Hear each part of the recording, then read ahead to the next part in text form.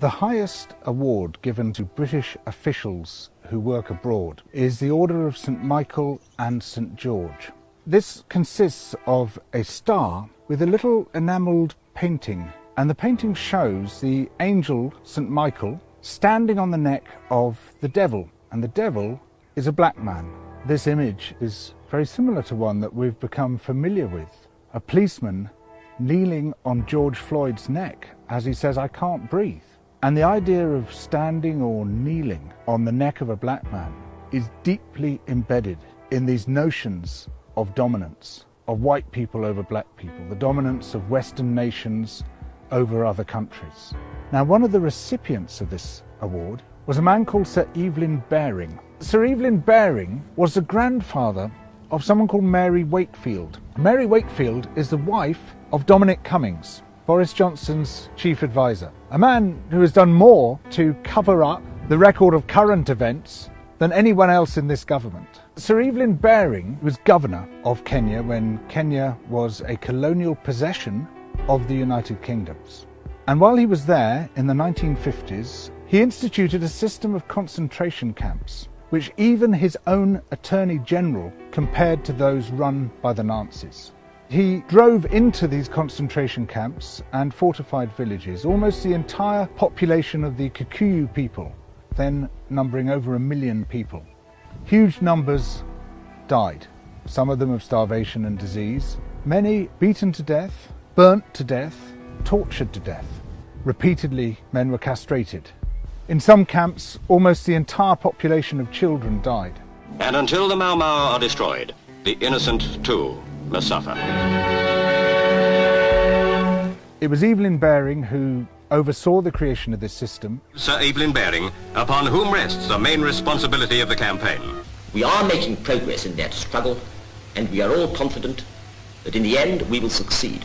He also directly authorised the beating to death of people within those camps. When Labour MPs asked inconvenient questions about this, on one particular occasion when 11 men were beaten to death, he told the Colonial Secretary to tell the MPs that they had died from drinking contaminated water. Before Britain left Kenya, there was an order sent down, implemented by Special Branch, to conduct what they called a thorough purge of the archives. They burnt crate after crate of documents. One of the orders instructed that if there were too many documents to burn, they should be packed into weighted crates, taken as far from the coast as practicable, and dumped into very deep water without currents.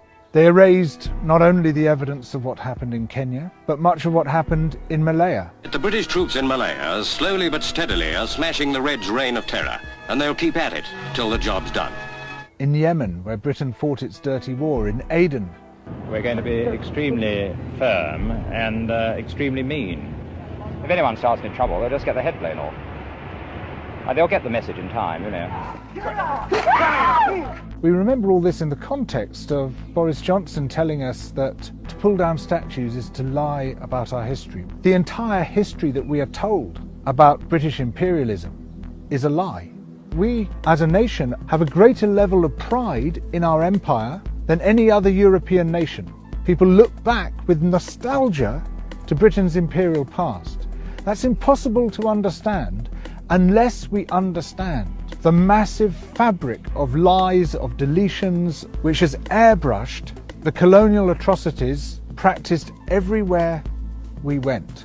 Imperialism has long been justified through the notion that the white man had a duty to civilize the so-called other races.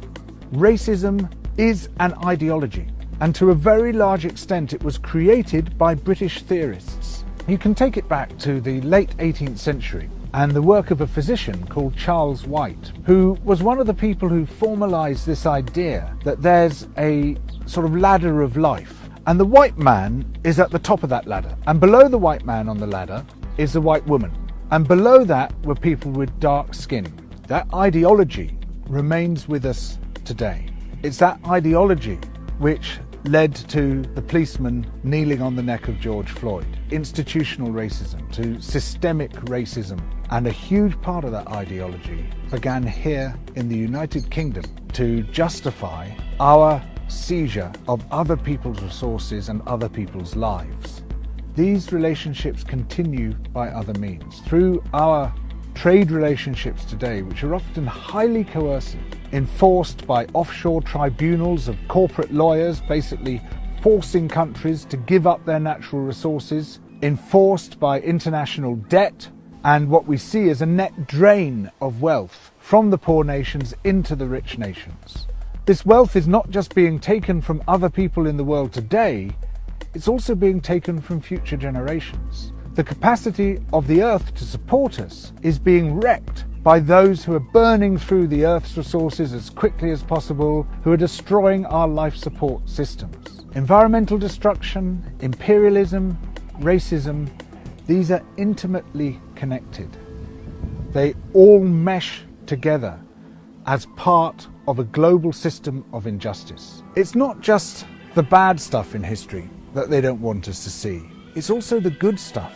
The massive role of the slave revolts and rebellions, of the slaves themselves and the ex-slaves, who through their advocacy managed to generate a huge amount of outrage about the slave trade and what it involved. Similarly, the history of resistance and rebellion within these shores, a huge range of people's movements amongst the working classes, amongst the middle classes, trying to create a better, juster, more democratic nation, often hundreds of years before their visions came to fruition.